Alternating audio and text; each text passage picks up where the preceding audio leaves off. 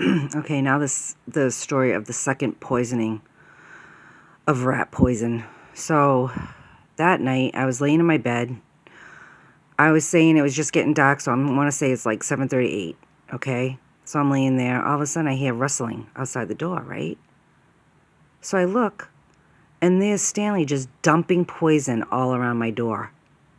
Just dumping it everywhere. Just poison everywhere. Okay. No, not in a little container. So the mice go in and then they get it and, it doesn't contaminate other things. No, just spreading poison everywhere, okay? So I look at him and I was like, what are you doing? And then I didn't even say anything to him, but he looked at me like with this wicked evil look and he's like, mouse poison. And then he just like goes up the hill, right? So I was like, I can't take it. So I freaking get in my car and I've like drive up to the mountain and I'm sitting there. And I told this to the chief.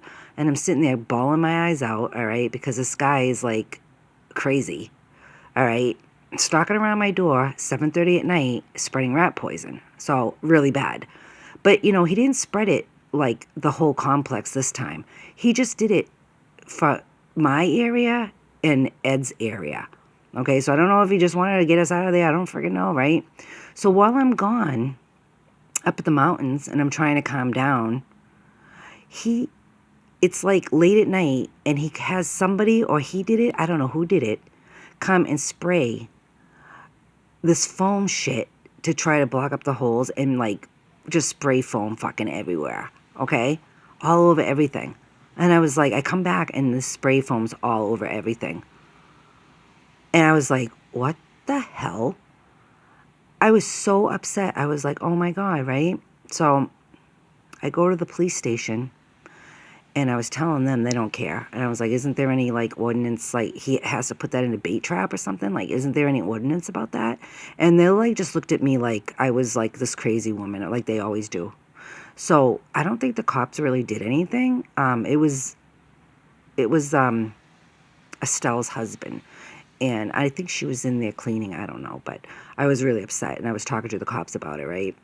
And so then I go and I talk to the chief about it. And I'm like, isn't there like an ordinance that, this has to be in a trap? Like, I think there's rules about spreading poison. Like, you can't just spread it everywhere. And he was like, no, not that I know of. And he's like, well, he's like, what are you worried about? He's like, are you worried about puppies and kittens? And I was like, no, I'm like worried about other wildlife that we have in the mountains. I thought these people are supposed to be like, care about the environment. They live in the mountains. And I come to find out that he's the health officer. And then he says to me, well, if he didn't spread the poison, then we would have all kinds of mouse problem. And I was like, well, yeah, but there's a way to do it. There's a way that you do it, that you take care of mouse problems. You don't just spread poison everywhere where people walk in their garden all over the place so you can't even enjoy. So I believe that my rights for quiet enjoyment and my rights for enjoyment of that was like really messed with. Really, it was. It's all documented. Anyways, so yeah, he was like, as soon as I said that to him, and then he said he's the health officer, and I was like, oh my God. I could tell he didn't care.